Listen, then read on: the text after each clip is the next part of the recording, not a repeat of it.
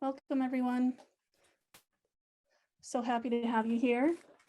My name is Stacy Rutland. I'm going to stop sharing my screen, actually, so we can all see each other.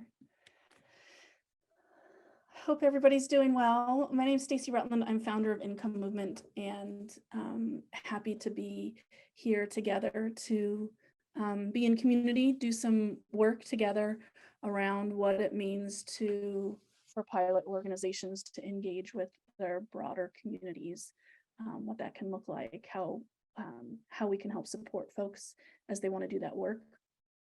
I know that today's session is specifically geared towards pilots who are in the earlier phases of pilot work. So they're in the discovery design kind of early phases of figuring out what they're going to do, kind of pre-launch, getting all the details together. And so really excited to be doing this work with you all. I want to hand it over to Erica, who's my co-conspirator today, to help us walk through some of these things. She's going to lead us through a real quick icebreaker, and then we're going to start to dig into the work. Yeah, so I'm Erica. I'm the initiative manager at Income Movement. I focus predominantly on our pilot community engagement program. So I help create and facilitate these workshops and also help create the toolkit that we'll share later on in the session. So to start, if people just want to drop their name, the name of their organization and the name of their pilot in the chat. And for an icebreaker, we're actually looking at informal work. So we're asking, what is a form of informal work that you think we should recognize as important, as an important part of a healthy, well-functioning society? And part of that will be, or a second part to that is, what informal work can guaranteed basic income help us recognize? So I'll drop that in the chat as well.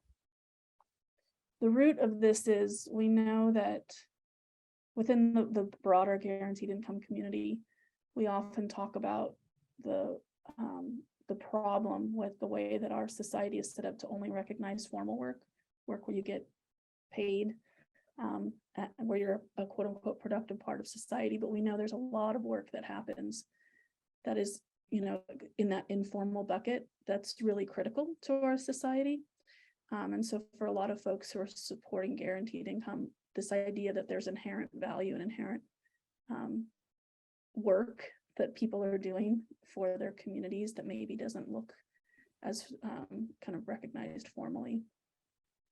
So if you have thoughts on that, definitely share them in the chat.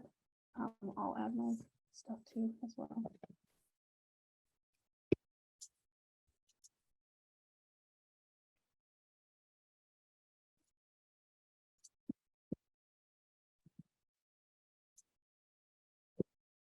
Are we just sharing it in the chat? Yeah, just in the chat. Or I guess we could say it out loud if we want, but yeah, I think it's worth this. This is a small group, and sometimes we have so many that doing it, having a conversation about it feels a little bit daunting, but I think going around makes a lot of sense here. Erica, do you want to start? Yeah, it might have might be a little bit formal, but I think it's still like community cleanup projects, like cleaning your local park or beaches. I feel like that should be recognized as super important. And if there was a guaranteed income, maybe community projects could give a little stipend for coming out and doing your part and cleaning up. So that's the first thing that came to my mind. I'm a mom, so the first thing that comes to mind is mom work, care work, that we don't recognize, which sometimes is our most common in this community conversation around informal work. Yeah, I was thinking both mom direction as well as like caring for elders or other people in your family, and not having the capacity to do that if you're pulled in so many other directions. Mm-hmm.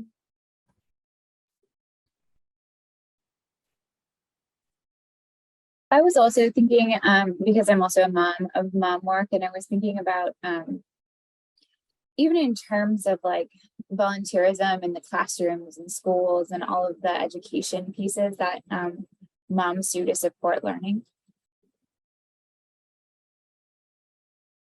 Yeah. I know political activism can be a little tricky when it comes to any of these types of things too, but I think pushing of, active in politics, community, neighborhood revitalization, but also just like your, I don't know what they're called, your like neighborhood association or any of these other kind of investments that you do within your own neighborhood. Nice. I think for me, probably like volunteer work, but I like foster dogs and have worked at a lot of shelters, like volunteering and stuff. And I feel like that is the kind of work that is like helping mitigate a larger problem, but it relies so much on just like volunteers and people just coordinating it themselves, and that could be like, it should be acknowledged as like work. Nice. Catherine, did you have anything else or anything come to mind? Sorry, I dropped mine in the chat. But yeah, like you were saying, caregiving would be one. As parents, is caring for your own parents, caring for children, and then also service work as well. I think that's still something we saw in the pandemic, just how precarious that whole industry is. So yeah, any kind of income floor would kind of take away that precarity. Yeah, nice. Wonderful. Yes. Well, today we're focusing specifically on the broader community. This is the third of a 3-part series of workshops. We had an introduction a few weeks ago. And then 2 weeks ago, we had a session specifically on partner organizations and how do you build, ways to build towards deeper, stronger relationships with partners, whether they're funders or advisory boards or other organizations in the similar space of service work that pilots may be focusing on, kind of supporting different demographics. This week, we're really thinking about the broader community.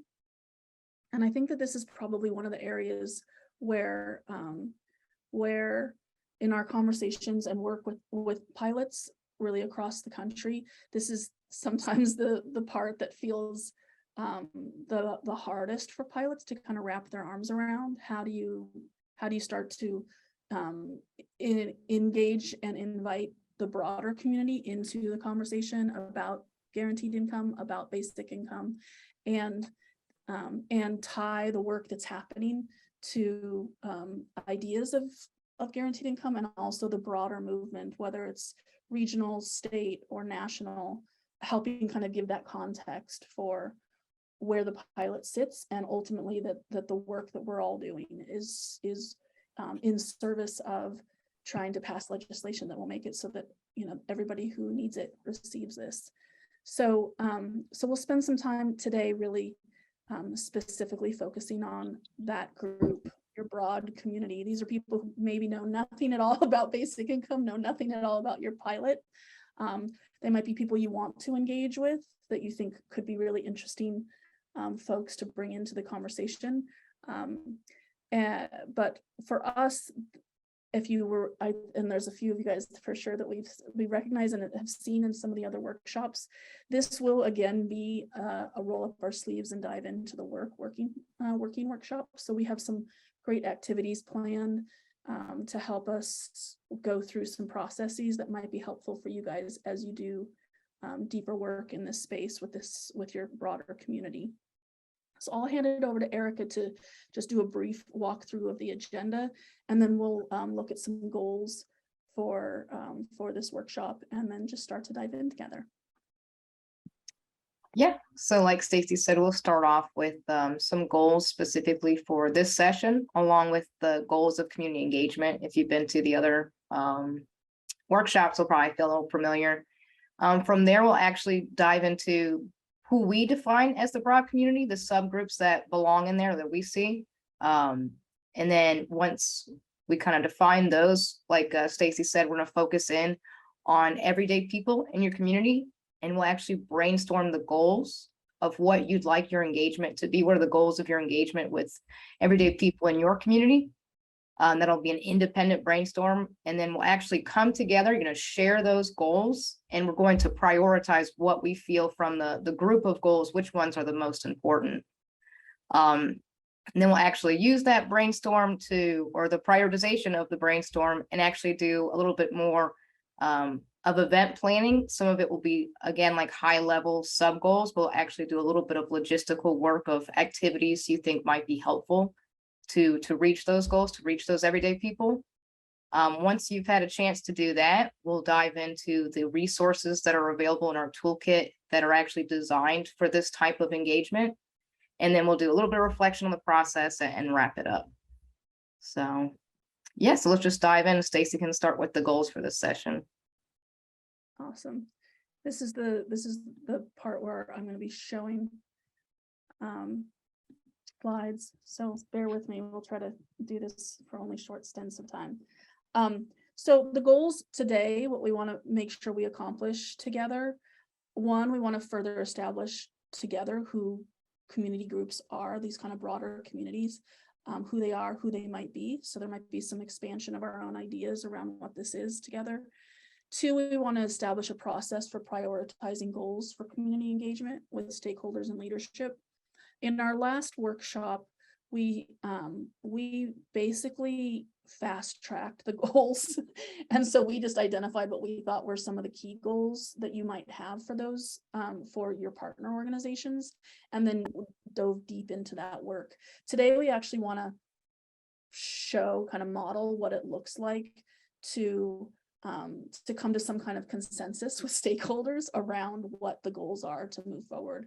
And this process is something that we actually use all the time, both independently and internally as an organization, but also in a lot of the work that we do with pilots. How do you get everybody's ideas out? How do you then help people kind of help determine what you're going to focus on in a way that feels like everybody's heard and there's consensus building happening, but where you're not trying to spending a lot of additional time trying to make sure every single person is totally on board with exactly what's going to happen, because we know sometimes that can be a barrier to just moving into doing the work. So we'll go through a little bit of a process of how you might do that with your stakeholders and leadership. Three, we're going to start to think about initial approaches for designing community engagement. Often when it comes to this particular group, events or some kind of public kind of activity is often the first way that people start to engage with their community. So we'll start to unpack a little bit what that could look like, different types of events. And then we'll also highlight existing tools and resources in the toolkit that we have that can help you as you do this work. And I know most or all of you already have access to the toolkit for community engagement. If not, we can definitely get that for you so that you can dig a little bit deeper into those resources. So in order to do a little bit of context setting around and achieving these goals, like Erica said, we're going to very briefly hit on the broader community goals for community engagement. So if you've been part of the past sessions, this will be the second or third time you've seen these. Hopefully they're super familiar at this stage, but just again, to bring it to the kind of the context. And in many ways, this group that we're talking about today, these are incredibly important. All four of these become important pieces of the kind of goals you might be wanting to achieve with your community. So on the left are broader goals, and on the right are impact goals. So when we think about community engagement, we think very broadly. This is anybody in your community that you are going to have build some form of a relationship with. And so on the broader side, building deep trust, both with and between community members across the pilot region, in our mind is a really critical goal for really anybody that you have contact with. And we've heard this and seen this over and over again in the work we've done with pilots, that for so many people, the opportunity that a guaranteed income program offers around helping people really build trust in systems and in programs, in organizations, and potentially in their government is pretty significant. We know people bring a lot of distrust. They've had to interact with dehumanizing systems for years or decades, and so the work here we know is such an important part of what you guys are doing every day, is helping build those relationships and that deep trust that is so vital to a successful program. The second main goal of community engagement from our perspective is to integrate the philosophical underpinnings of basic income into the design of your communications and engagement activities and events with your community members. The philosophical underpinnings really are things that you guys all talk about all the time. It was part of what we did our icebreaker around, this idea that individuals have inherent human value and the right to freedom, autonomy, to have their basic needs met, and to recognize that every person is valuable to our society, whether they're doing formal or informal work, whether, whatever that might look like. So we're really thinking about those ideas and bringing any opportunity you have to bring those to bear in the way that you interact with or design activities with your community can further bolster trust. It can also help them understand what we're really saying, that this is something deeper than just giving direct cash to people. This is really a shift in the way we think about each other and our social contract together. And then on the impact side, the third goal here, build long-term engaged coalitions of grassroots advocates for basic income who share the goal of passing state and national policy. This, of course, with your broad community who we're focusing on today, is kind of the heart of what we're talking about. How do you, when your pilot ends, how do we make sure that there's an engaged population that understands that this was something bigger than a program, that they're ready to still help advocate and do the work to get policy in place? So this is kind of a critical piece for sure for this broader community. I'd say it's important for recipients, it's important for partner organizations, and it's important all across the board, your entire community. But in particular, if we think about pressure, political pressure that comes, often from constituents. So if we think about the people in our community as voters, as constituents, as people who are looking to their electeds to support the things that they value, this is kind of a piece of what we're hoping can come out of the community engagement work that you guys are doing. And then for elevating the community voices to support the narrative change necessary for broad societal support of basic income.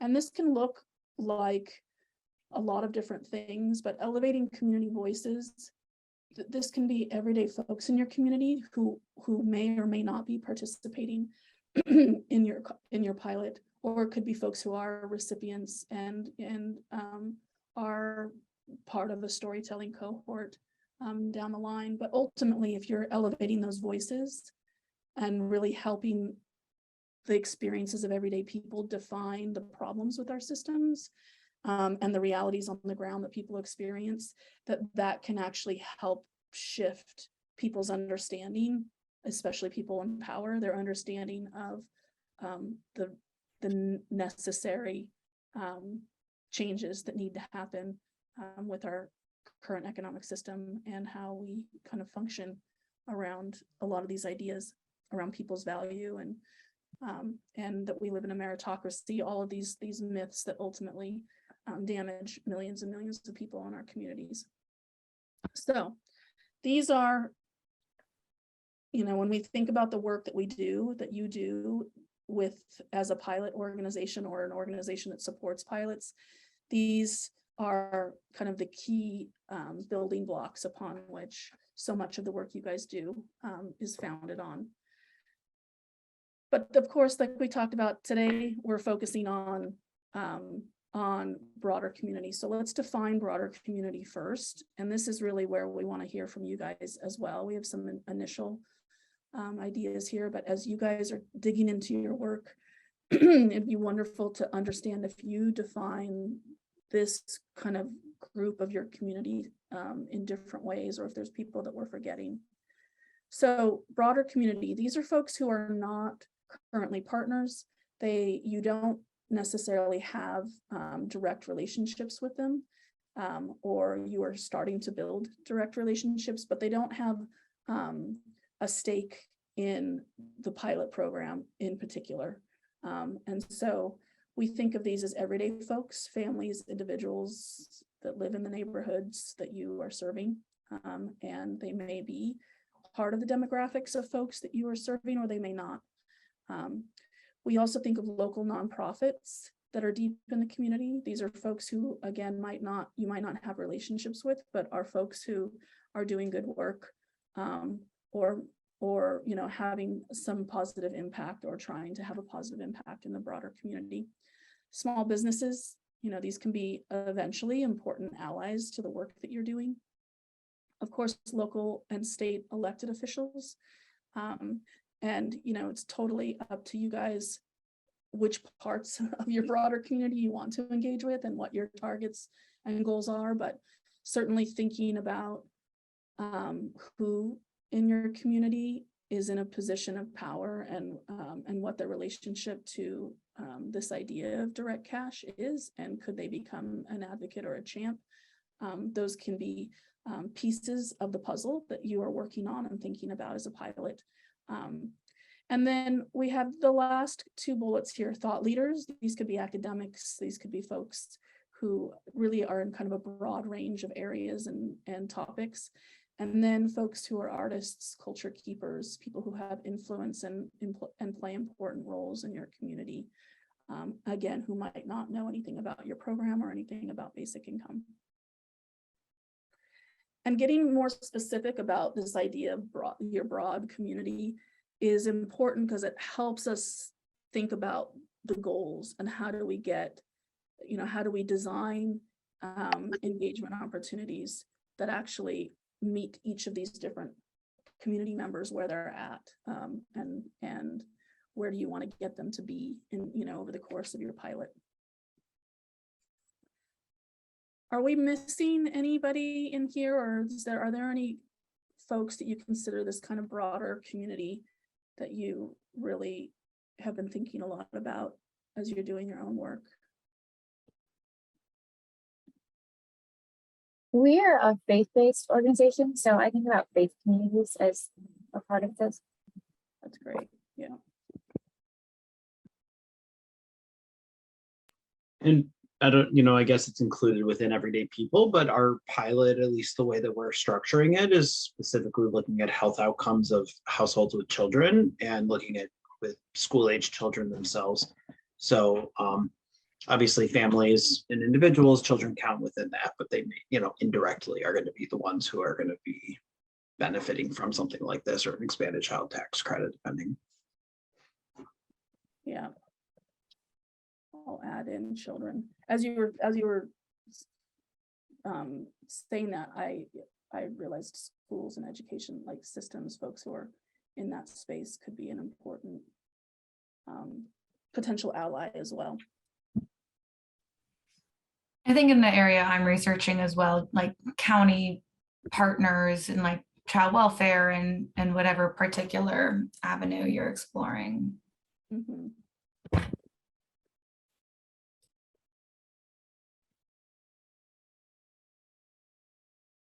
Also, like local institutions, so libraries, parks and rec, that sort of thing.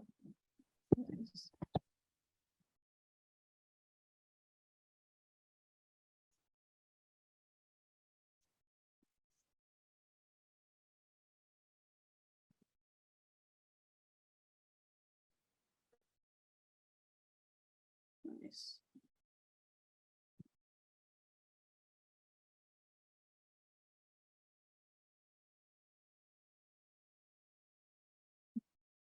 Anything else kind of coming to mind?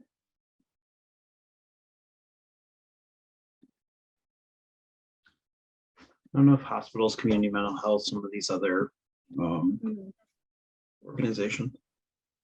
yeah.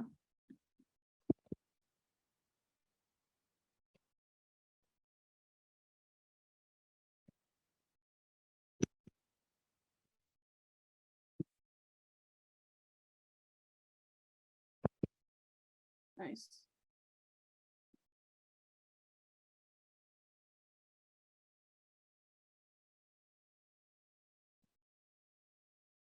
Okay. Awesome. So I think that for the sake um, of having a shared group here that are consistent across everybody that's participating today, we were thinking that we would focus on everyday people for the majority of this conversation. I think a lot of what we do from a process perspective, as well as just even potentially some of the goals, will likely translate to other groups that are on here, whether it's organizations, institutions, or, you know, thought leaders, etc. But thinking about those everyday folks and how you might invite them into and into learning more about your pilot, or into your community engagement work, feels like a really good place to perhaps start some of this work. So I'm gonna stop sharing for a moment. And similar to how we did this last time, we actually have some some worksheets set up for us to start doing this work. And so we're going to drop the link into the chat real quick. And when you go there, you should see we did it all by people's last names. So you should be able to find a worksheet in there that has your last name attached to it. And this is going to be your worksheet as we do this together. And it's something that you can take with you. That is kind of a good sandbox for you as you start to do some of this work.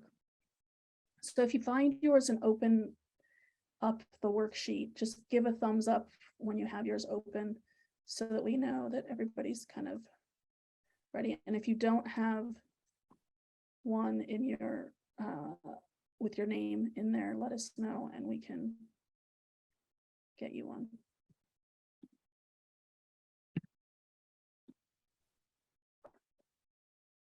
Okay. Nancy, have you got yours? I might have missed your thumbs up. Oh, you're muted. We can't hear you.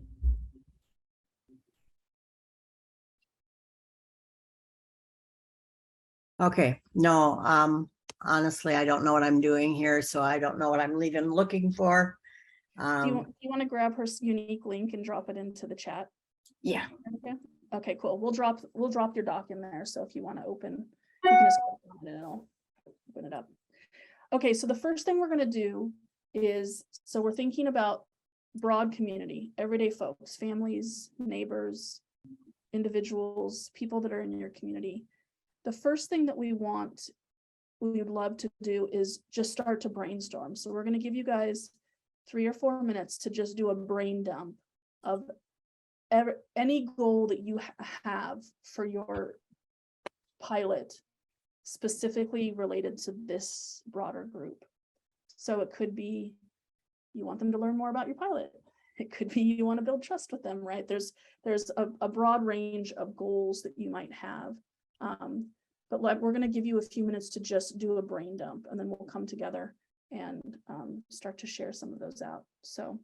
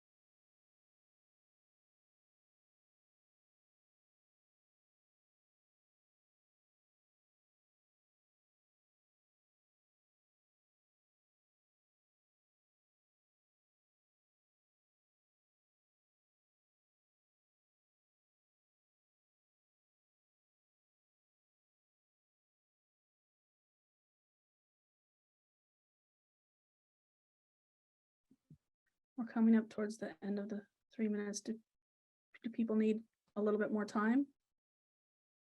You feeling good? Thumbs up if you're feeling ready to, that was enough time.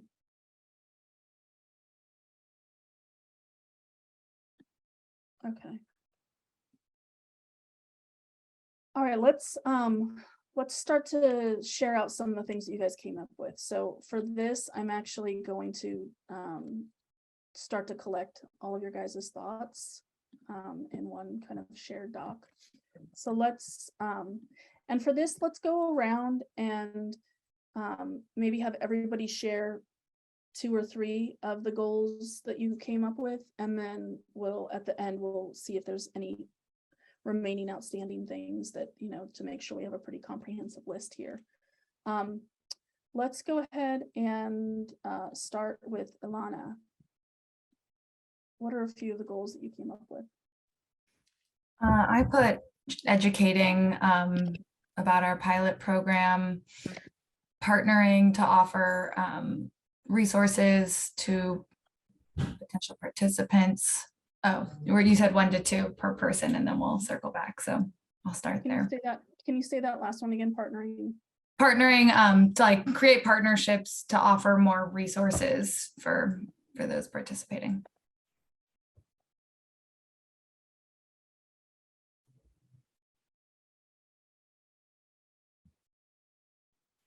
Got it. Okay. Nancy? You know, I may be at a different stage in this than some of you. I don't know. So I have a pilot going right now, a small pilot, and I was involved in a pilot before. But right now we're working on a pilot for 2023, which we are hoping to expand the number of participants that we're able to serve significantly. So right now, in what we're doing, we are trying to find this broader community. We don't even really have a platform of education available, ready to go. Anyway, so I don't know, Stacy, if this is really going to fit in with what you want here, you can see what I put down. Okay. I mean, I don't know what to tell you. We're reaching out to the people who were former recipients of these other small pilots, but we did promise them anonymity. So we have that question. And we have 2 mayors right here in the Twin Cities in Minnesota, Minneapolis and St. Paul, who are running mayors for guaranteed income programs and have a lot of recipients in that pool that we can use as well. So does that make, I'm not sure if that fits into what you're looking for. So like connecting your pilot or even pilots to the larger pilots. that are Yes. happening with mayors. Is there anything, just out of curiosity now, as you're starting to focus on a next pilot, are there things that you would want to invite just the broader community to participate in this, as you're in this early design stage? Are there things that would be useful or helpful for you guys or for the community as you're doing that? Can you say that again, Stacey? So like, are there things that your broader community, that you could accomplish with your broader community that would help you as you're designing this next pilot?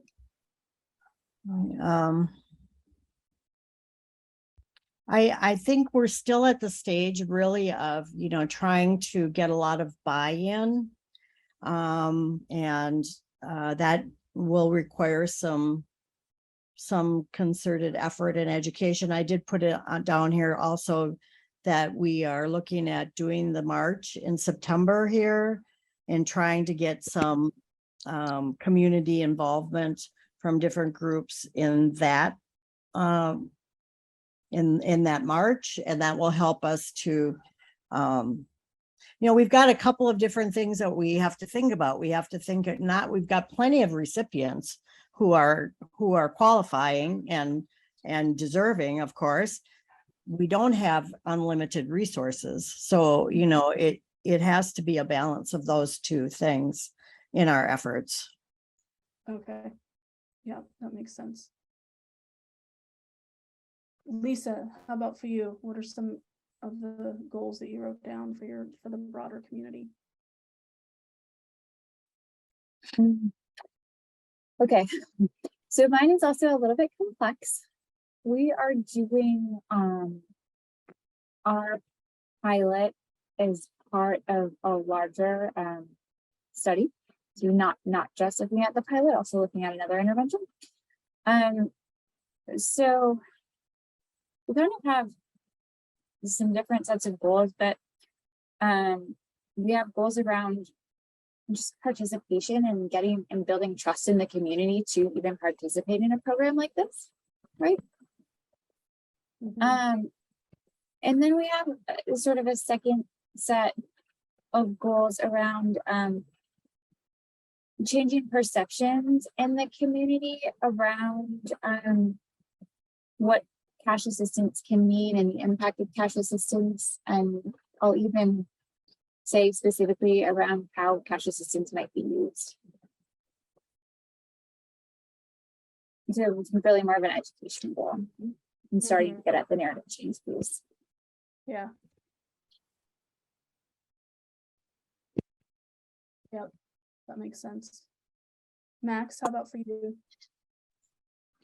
So I'm coming to this from my organization's the lead nonprofit partner on this pilot, and we're also going to be kind of the main referral sources for the folks who are going to be enrolling. And so what we're trying to do is make sure that we are meeting the community's needs to make sure that the like our enrollment process is easy and transparent. And when people, especially if people, because it's a research pilot, that the IRB process that our research partners need to go through, that their consent is fully, it is done in a way that it makes sense for the folks that we're going to be working with.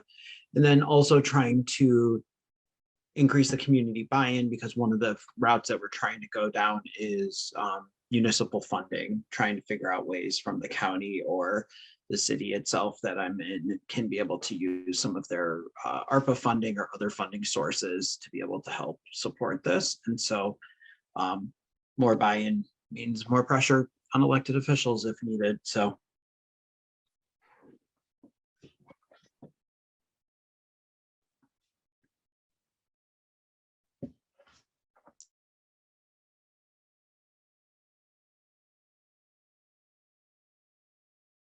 Nice.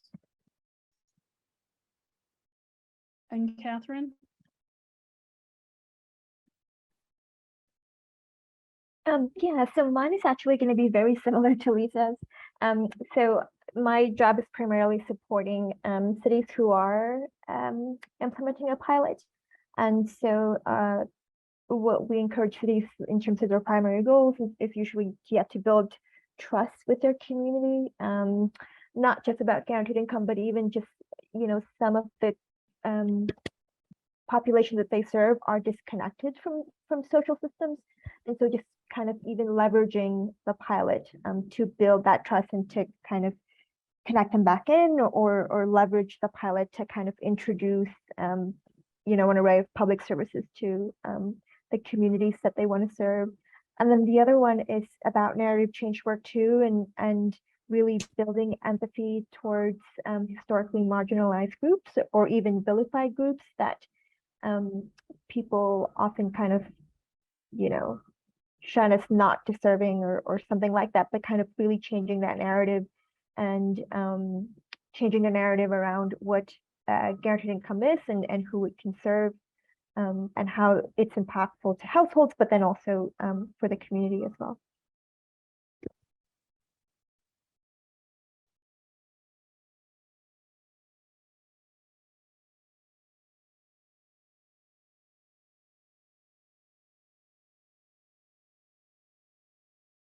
I teased two of those apart around the narrative work and the building empathy, but then also the impact side, which I know there can be a lot of overlap there, for sure. But sometimes the approach for each of those might look a little bit different, or kind of the focus. Okay, cool. So before we move to the next piece, are there any, we said just to share, a couple, are there any additional things on your list that you feel like are important to share before we do our next piece? Any other goals? I don't know if it was mentioned by anybody else, but I think one of the things that we're trying to do is build out a community advisory group that will be providing ongoing feedback as we're doing this process, and be able to kind of incorporate their experiences and what they're hearing into kind of our ongoing design, and then post pilot communication of kind of how do we communicate what we found and some of the other aspects.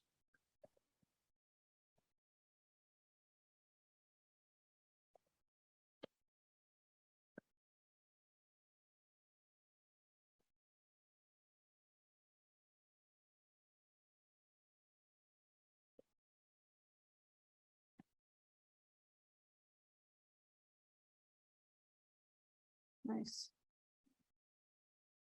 Anything else from anybody you feel is important to get on here?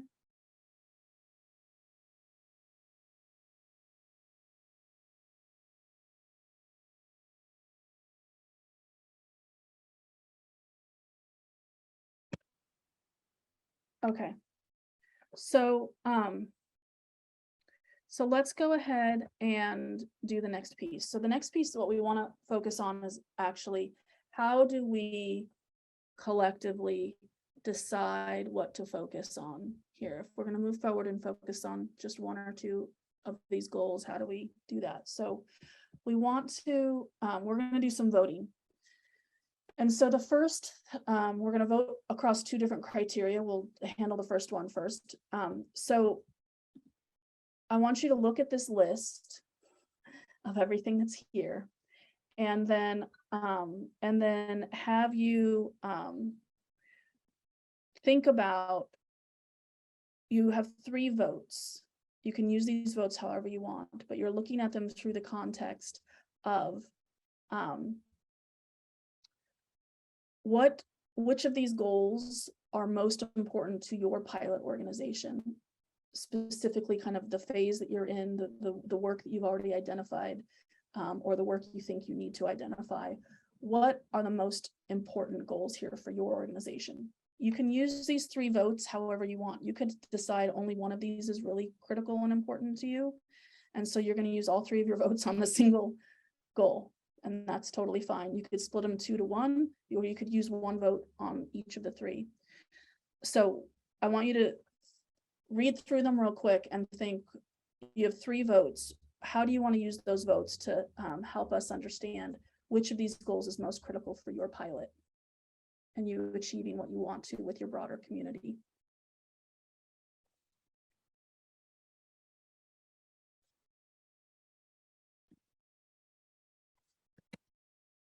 Okay, now we're going to actually go around the horn real quick and you guys are going to tell me. And I'm actually, I think it might be easier to do these as numbered bullets so that we can at least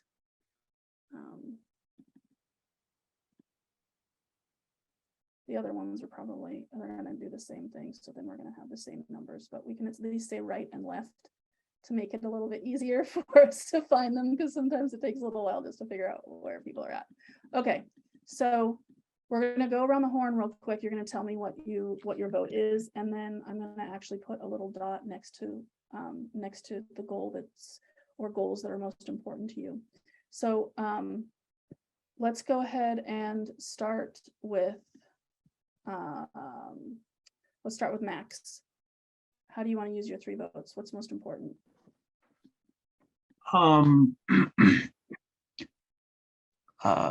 Left number 5 is one of them. Okay, building trust in the community. Mm-hmm. To have Left number 7. making sure you're meeting your community needs. Mm-hmm. And then right number 1. Okay, increasing community buy-in to help with funding from government agencies. Okay, cool. Lisa, how about for you? Number 5. On the left? Yep, on the left. Okay. Number 4 on the right, or number 3 actually on the right.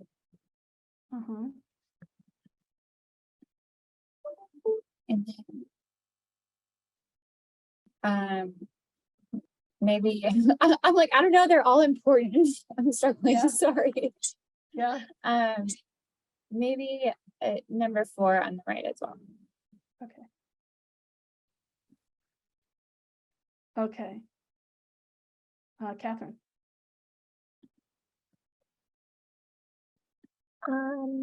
So number 5 on the left.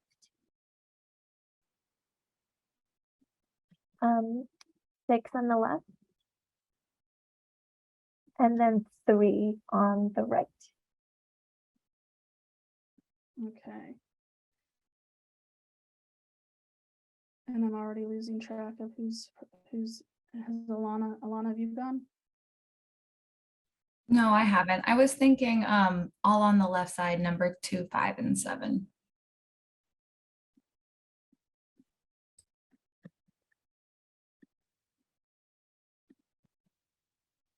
Okay. And Nancy.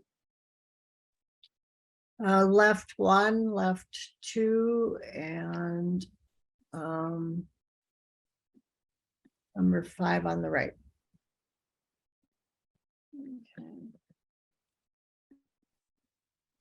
Okay.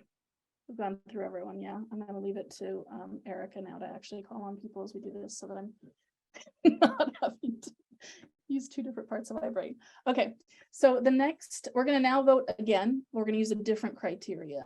So now we're going to ask you to identify which goals you think are most important or impactful for your community members.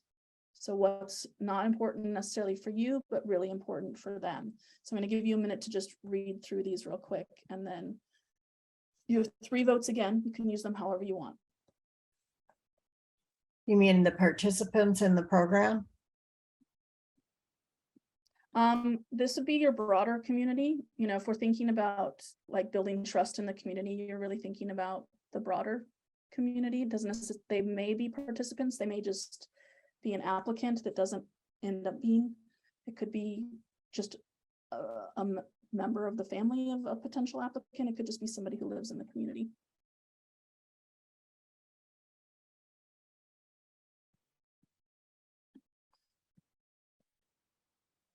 All right, Erica, you want to do the calling on folks? Yeah, Alana, do you mind going first? Maybe. I'm trying to figure, I think number 5 on the left.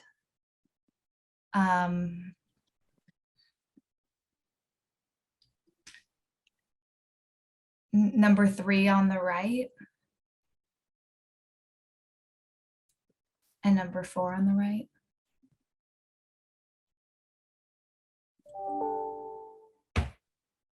Awesome. And Catherine, do you mind going? Sure. I think number 5 on the left again. And this is what's important, what the goals or what the community would think is important, right? In terms of goals. That's the Yeah. question, right? Okay. Yeah, what's important for you? Okay. I would say number 2 on the left.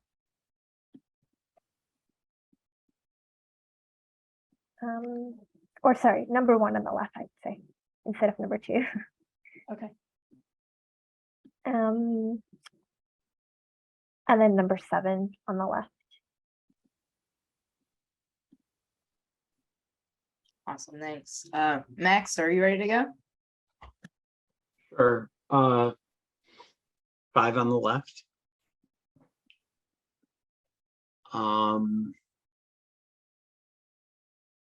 I think that number 2 on the left.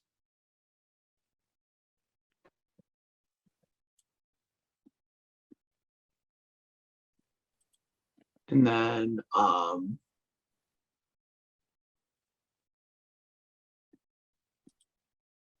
I'm stumped. You can do 2 votes Maybe- on one if you want.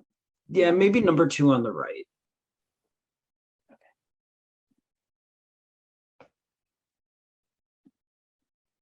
Thanks. And then Nancy, are you ready? I'll just give all 3 of mine to number 5 on the left. All right. Nice. All right. Okay. And then I think we still need Lisa. Okay. Okay, I'll jump on the 5 on the left bandwagon here. And then I think that maybe number 3 on the, or is there, sorry, number 2 on the left.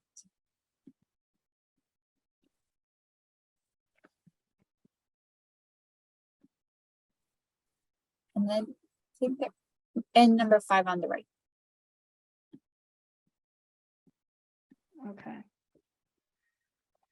So, so for the rest of, so when we look at this, we can see there's some consensus. There's obviously some pretty strong consensus on number 5, this idea of building trust in the community, to encourage them to participate in a program like the pilot program.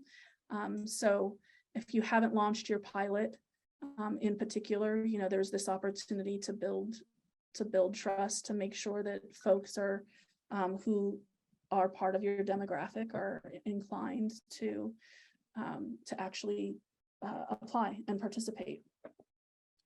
So that seems pretty solid, and maybe as we move forward, we'll focus on that one, because I think whether it was a pink dot, that, you know, something that would be powerful for your own pilot, or if it's something for your community. I think everybody put at least one dot on number 5. And so that's a good opportunity for us to do something together. We also see that partnerships to offer more resources for those participating in pilots is a pretty evenly split between both value for pilots and value for the community. And then we have this kind of trifecta of runner-ups, the narrative work, educating people about guaranteed income and its impact, and then number 7 on the left, meeting community needs as these additional pieces. But for the sake of prioritization and how we'll move forward together, we'll focus on number 5.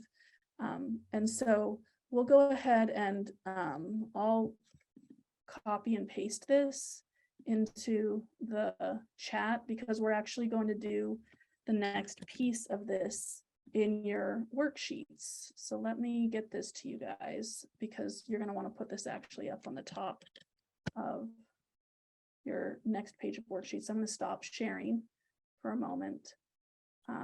And Erica, do you want to talk folks through this next step? Yeah, so if you go back into your worksheet and scroll down to section 2, you'll see first you just put your top goal there, which we're all going to be working on the same goal, the one that Stacy put in the chat there. And the first piece is we're going to go through the sub goals. So based on our goal here of building trust in the community for them to participate in a program like this, what are some of the sub goals of trying to achieve this? So we're going to take a few minutes, we'll probably take about 5 minutes. Bye, Ilana. Yeah, and just think about what are these sub goals that kind of live underneath or live in conjunction with building trust as you think about building out an event for your for everyday people. Does it feel easy to think of sub goals, or would it be helpful for us to do a couple together?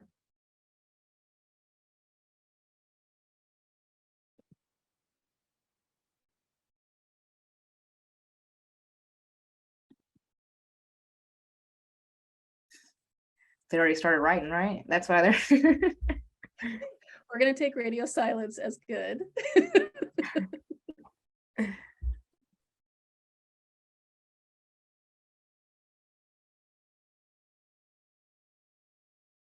So take a few minutes and we'll come together and we'll share a few.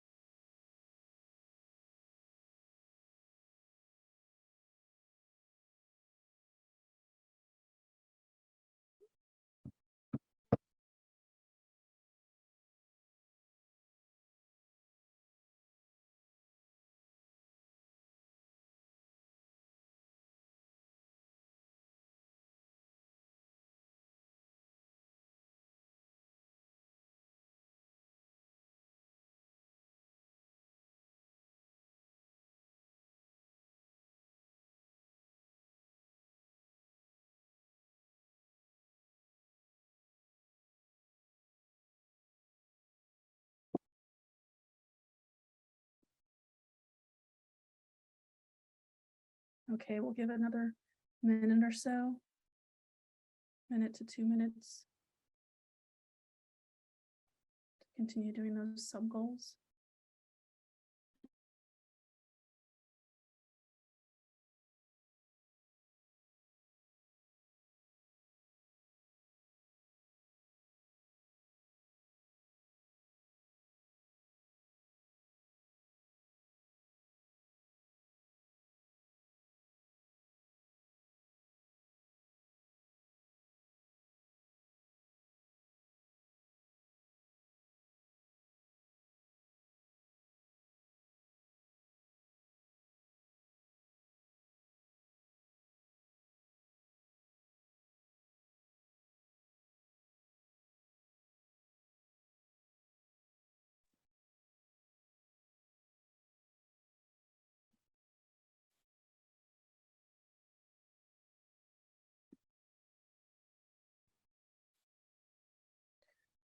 All right. Let's hear a little bit of what folks have come up with for some sub goals to this primary goal of how to build trust with your community members to have them participate in some capacity in the program you guys are building.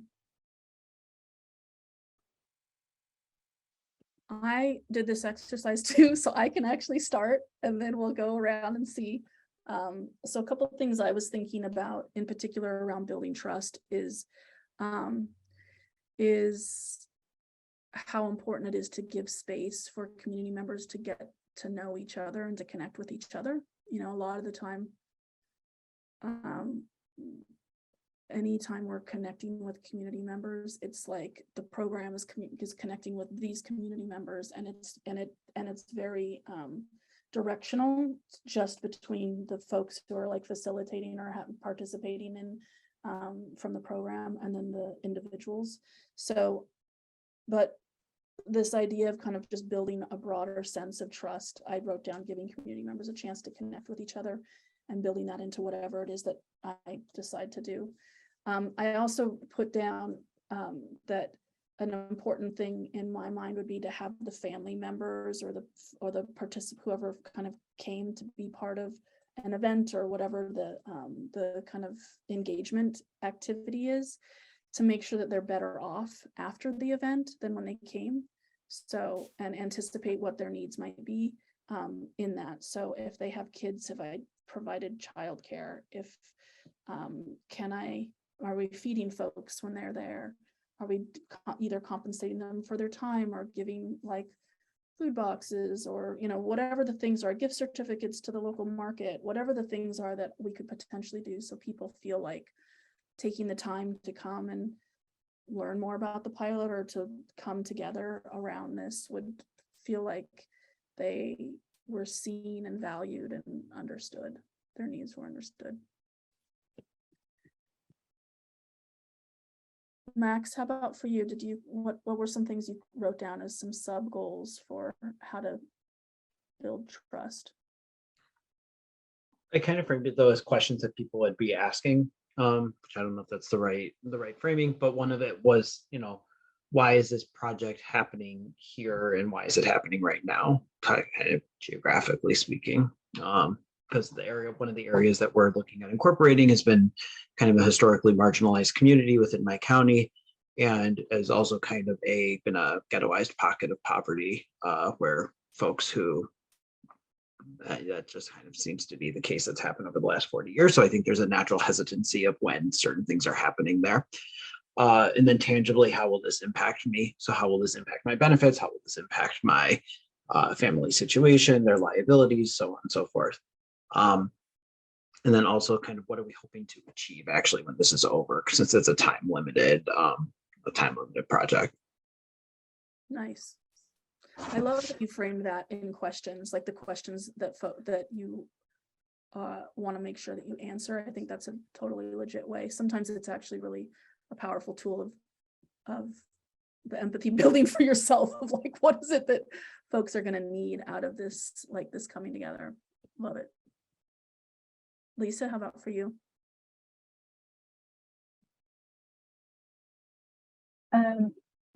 Well, I think when I just listened to Max's, I was like, that's much better than what I wrote. Because I'm thinking a lot about, yeah, our participants better off. And so I put some sub goals around,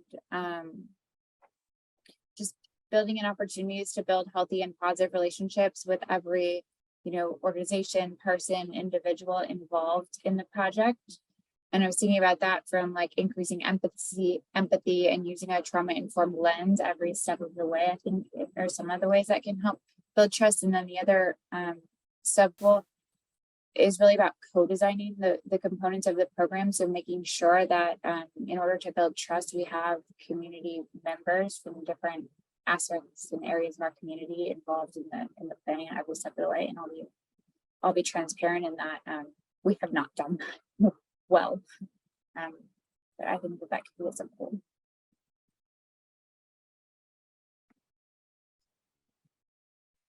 Excellent. Catherine, how about for you? Yeah, mine relates a little bit to what Max and Lisa have already said. So just making sure to reach the people that are hardest to reach.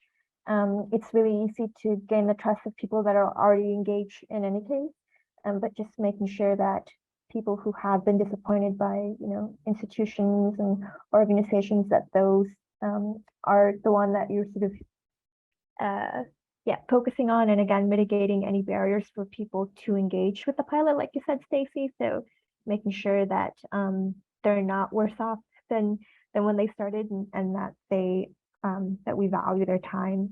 And then the other one is as Lisa said, kind of co-ownership and having people really take part in shaping the pilot. I think especially because it is a pilot and there will be people that won't be selected to participate. So I think anytime a community feels like they had a chance to shape the thing that's happening, they're more invested in kind of, participating in whatever they can for it or supporting it. So yeah. Nice. Nancy, how about for you?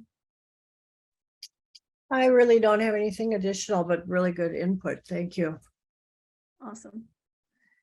Erica, I know you were doing this as well. Did you have some things that you wanted to share?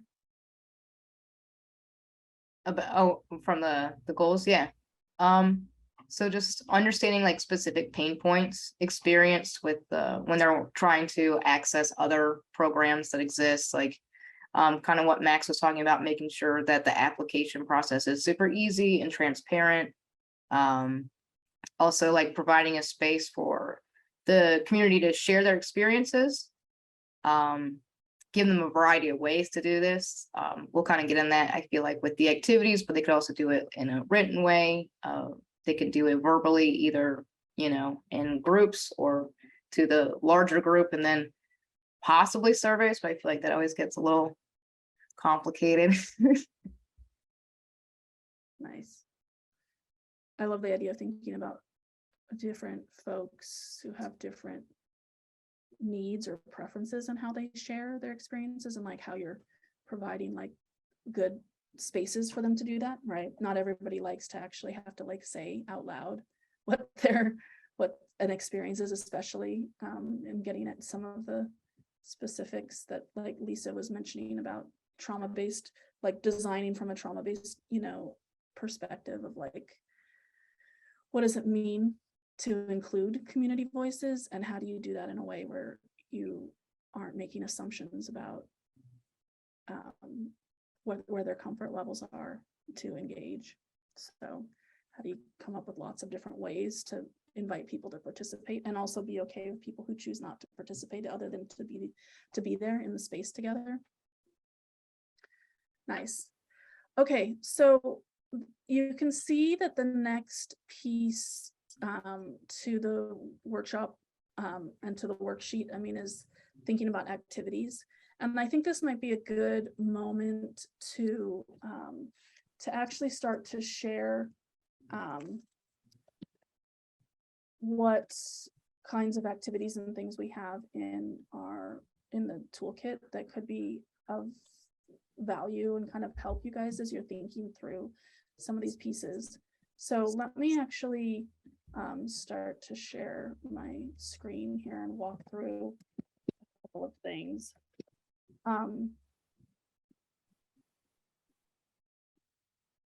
Okay, because ultimately, you know, we had you guys go through and think about the primary goal, you know, do that process of prioritizing, then thinking like, well, what are the actual sub goals? What are the things that I need to do in order to achieve this? And then from there, it starts to become maybe a little bit more clear what the actual thing is that you need to be building or designing in order to support that kind of community engagement. So whether it's an event, virtual or in person, whether it's some, you know, some kind of work with your pilot partner organizations to support something that maybe they already have in progress, some kind of event or activity that they're doing. But how do you reach folks and kind of invite them to participate? And for this group, the broader community, it often does take the form of some kind of event. And so we want to just highlight a couple of pieces here because event planning can feel a little bit overwhelming sometimes. And like, how do you actually do this work while you're also just trying to get your pilot up and off the ground, or, you know, finish getting the funding for it and all of those kinds of things. But to many of your guys' points, as you were doing the sub goals, you know, the idea of involving your community earlier in the process to make sure the decisions you are making are informed by experiences, are informed by the really the kind of everyday pain points and needs of folks in the community is going to help you make sure that you're building the trust that you need to be able to feel like you're having the impact and success with your pilot. So let me share our toolkit real quick. If you're on our website, there's a link here that says the toolkit. And then if you scroll down towards, if you don't already have access to the toolkit, you can click here. It'll give you a little piece to send us a note saying that you would like it, and then we can make sure you get access to it. Once we have access, there's a sub navigation here, which is basically built on the 5 phases of a pilot. We have a life cycle here that have the phases: discovery, kind of initial early ideating around, and research about like, okay, what does this thing look like, and who might we start to target as a demographic. Going into the design phase, you know, once you feel like it's feasible, you move into that phase, and I think a lot of you guys are in that space. And then launch, distribution, and analysis. And so when you get into the toolkit, you can see that we've basically broken down goals and activities based on where you are in your what phase you're in the life cycle of your pilot. So in the discovery phase, there's a little bit here to explain what the discovery phase is, what some key questions are that you can be asking, and then going into what kinds of community engagement work might you be doing. And last week we talked about your team and local partners, and we're talking about broad community members right now. So you'll see here that we have we've identified what we've seen pretty consistently in our work with pilots are some of the initial foundational goals that people might have for their broad community when they're in the early discovery and design phase. And look at that, lay the foundation for trust.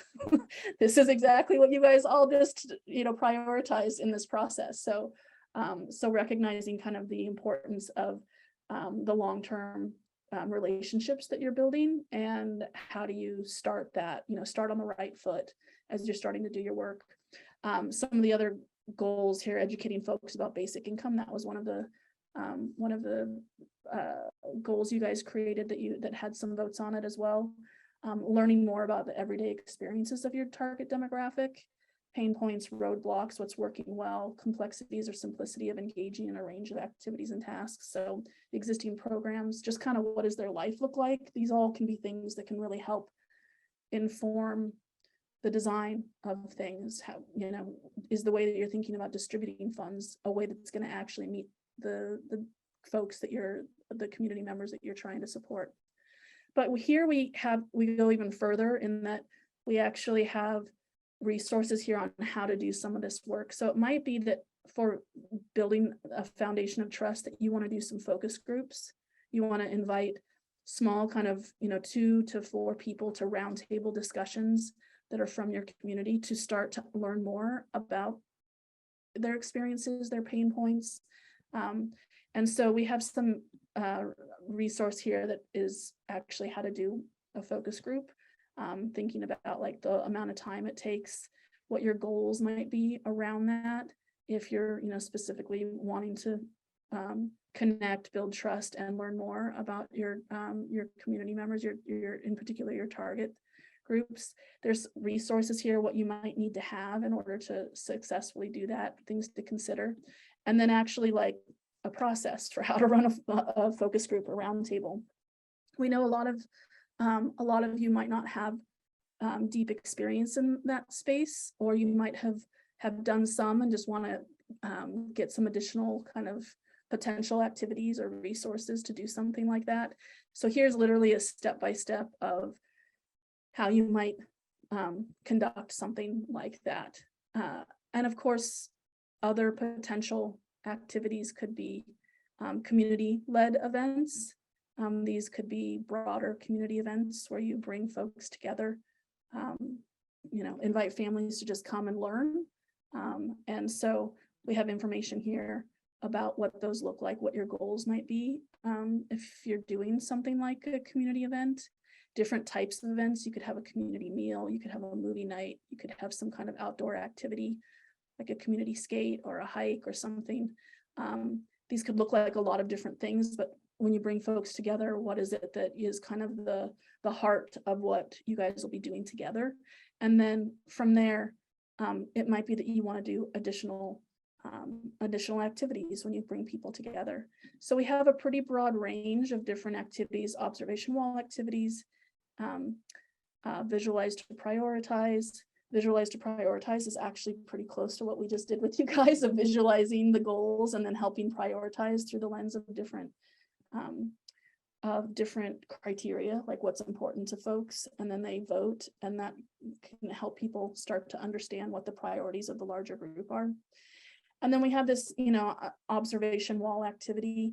This is an opportunity for, if you're wanting to show the Inherent Good film, which is a great film that kind of goes into the idea of basic income, and then actually has stories from the first cohort that went through the Magnolia Mothers Trust pilot, one of the first pilots in the US.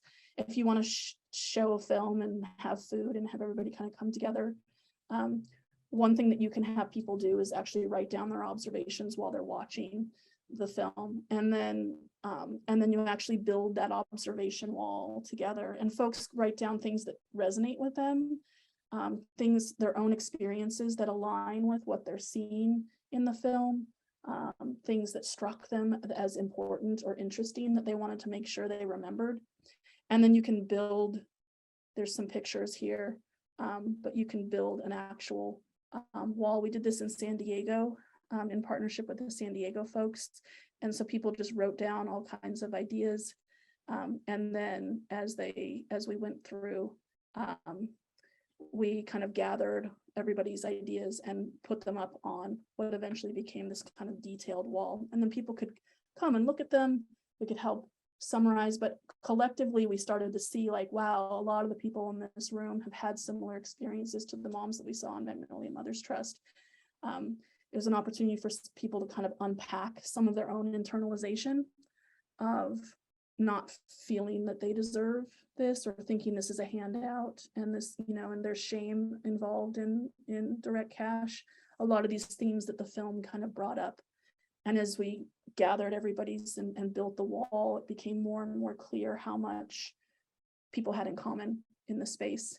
And was also an opportunity for them to get to know the folks who were going to be leading the pilot in San Diego, and to get questions. They did this right as the application process opened up. And so they were able to answer a lot of the questions that folks had about the pilot and some of that stuff as well. So we definitely recommend, as you're thinking through, how do you want to do this work and what are the primary goals with your broader community, definitely urge you to come and just start to really dig into the toolkit as ways to and resources to help you guys do that work, because you don't need to reinvent the wheel. You know, there's a lot of really great work that other pilots have done that they've shared with us that we've kind of pulled together, and activities that we've seen work in achieving some of these goals around building trust and hearing people's voices and experiences. Do you guys have any kind of thoughts or questions? Anything you want me to dig a little deeper on as we're coming towards the end of our time together?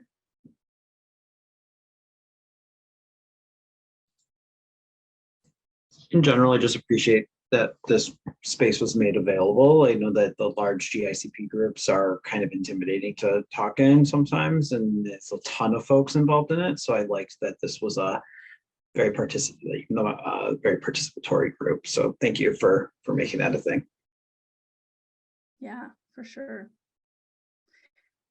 And we'll be doing a series of these in October, November, around different parts of the design and development of pilots as well, bringing together kind of experts. We focus on community engagement.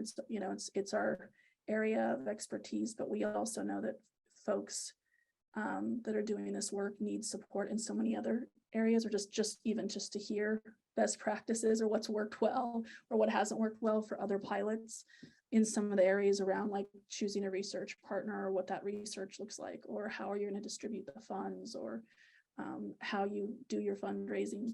So we'll host another series that's focused on some of those things.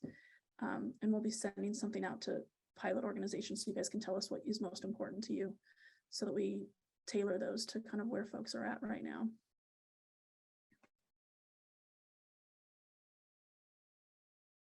Any other thoughts or things that you guys feel like before we do our last little activity together?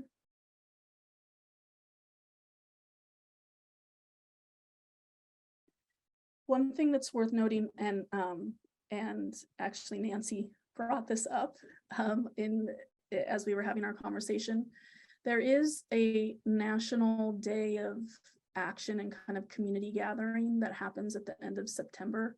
It's a basic income day of action and march, and so if you guys are interested in potentially doing some kind of activity with your community, and you want to do it in around a time when others across the country are doing it, and as a way to kind of help people understand that your pilot is connected to a broad movement that's really fighting for federal policy around this.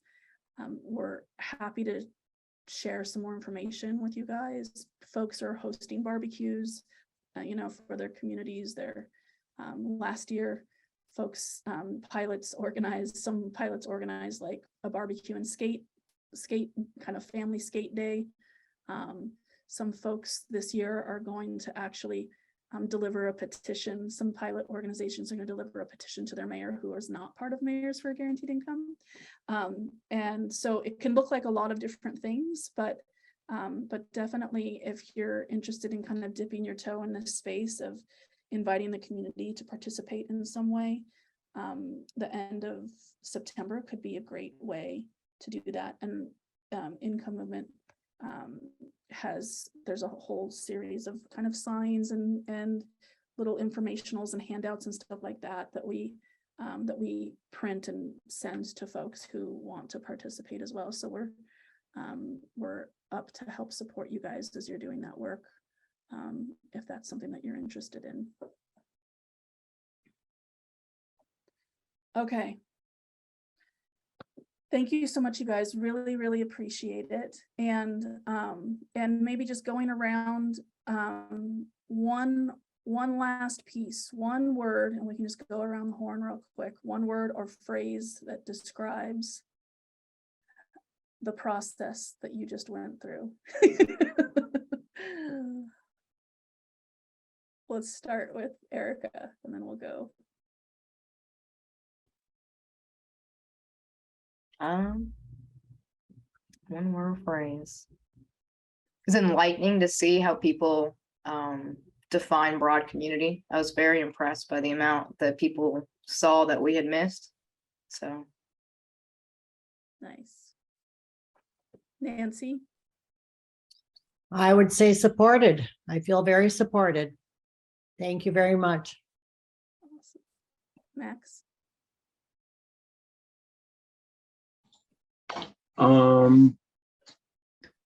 Participatory, then kind of interactive. Yeah. Nice. Lisa?